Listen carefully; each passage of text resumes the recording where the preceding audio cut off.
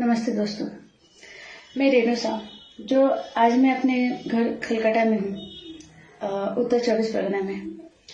आज मेरी ट्रेन थी मुंबई के लिए, लेकिन मैंने ट्रेन नहीं लिया क्योंकि कल मेरे घर पे बम चला है। कुछ मुस्लिम लड़कों ने आकर मेरे घर पर हमला किया है। मेरे घर का दीवार टूट गया, कांच टूट गया, काफी नुकसान हुआ है। बाइक मेरा तोड़ दिया इन लोगों ने और दोनों दुकानें लूटने की कोशिश, घर पे लूटने की कोशिश। कम से कम 1.5 घंटे तक हमने फाइटिंग की है। 1.5 घंटे तक कौन मरेगा कौन जिएगा हमें नहीं पता था। कल ऐसा लग रहा था कि हमारा दूसरा जन्म हुआ है। ऐसा ये करीब 3:30 बजे की बात है। कम से कम हम लोग जस्ट खा के आराम कर रहे थे और अचानक से बमबाजी होना शुरू हो गया। मेरा घर जो है वो मदरसा से बिल्कुल पास में है, सटा हुआ है। मेरे घर पे 3-4 बम चलाए गए और अचानक से हमें समझ में नहीं आया कि हुआ क्या। और कम से कम 150-200 लड़के, कोई ईटा, कोई पत्थर, कोई भाला, किसी के हाथ में बम लेकर हमारे घर पर आ गए कि मदरसा में बम चला है, मदरसा में चला है। मैंने उन्हें आधा घंटे तक समझाने की कोशिश की कि भाई मेरे घर पे चला है, तुम्हारा मदरसा सटा हुआ है मेरे घर से, तो तुम्हें लगता है चला, जबकि वहां पे कुछ नहीं है। लेकिन हम तो टारगेट में पहले से थे, ये तो बहानाबाजी था। नहीं तो सिर्फ जैसे मेरे घर पे बम चला है, सिर्फ 10 मिनट के अंदर कम से कम 200-300 लड़के कहां से आ जाएंगे, वो भी हाथों में हथियार लेके। और 1.5 महीना पहले से हमें काफी धमकियां मिलती आ रही हैं, पैसे दे दो नहीं तो अंजाम बुरा होगा। और हमें ही नहीं, कई दुकानदारों को, कई हिंदुओं को यहाँ धमकी मिल रहा है कि अगर 1 लाख दोगे तो आप दुकान चला सकोगे, 50,000 दोगे तो जैसे जिसकी औकात। हमसे भी 20,000 मांगा गया था। हमने 1.5 महीने तक उसके लिए फाइटिंग किया। फिर जाके हमने कंप्लेन किया कई जगह कि सर ऐसा ऐसा हो रहा है। मैंने कंप्लेन अपने टीएमसी के जो नेता है मनोज सुरुन से किया था। उन्होंने कहा भी था कि नहीं ठीक है, मैं देखता हूँ कौन कर रहा है, उसको डांटता हूँ, बोलता हूँ, ठीक है। हमने सोचा माहौल शांत हो गया।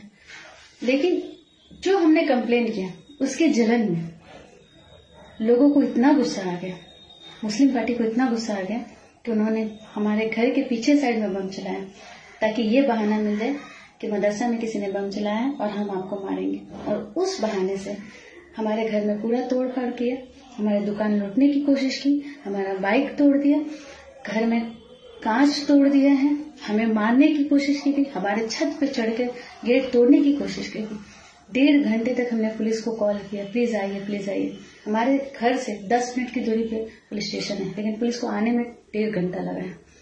हमें नहीं पता था हम जिएंगे कि मरेंगे। इस माहौल में हम जी रहे हैं। मतलब ये सिर्फ मेरे साथ नहीं है, हर एक हिंदुओं के साथ हो रहा है, हर एक हिंदुओं के साथ। हिंदुओं को पता नहीं है कि कौन जिएगा कौन मरेगा। कलकत्ता इंडिया पाकिस्तान का बॉर्डर हो चुका है। मतलब समझ में नहीं आ रहा कि क्या हो रहा है। हम अपने राष्ट्रीय देश इंडिया में जी रहे हैं कि हम इंडिया पाकिस्तान के बॉर्डर पे जी रहे हैं। कलकत्ता एक शांत एरिया था, लेकिन आज बमबाजी में, गुंडेगर्दी में नंबर 1 हो चुका है। ये सब कैसे शांत होगा? हम अपने प्रशासन से पूछ रहे हैं कि एक साधारण इंसान वोट क्यों देता है? इसलिए ना कि ये उसका अधिकार है, प्रशासन से उसको सपोर्ट मिलेगा इसलिए। चाहे जीते टीएमसी, चाहे जीते बीजेपी, हम साधारण लोगों को क्या करना है? कोई भी जीते, जो जीते, जो मेरा आज का नेता है वही मेरे लिए नेता है, वही मेरे लिए कुछ करेगा। हमें पार्टी पौवा से, हमें प्रशासन से कोई मतलब नहीं है।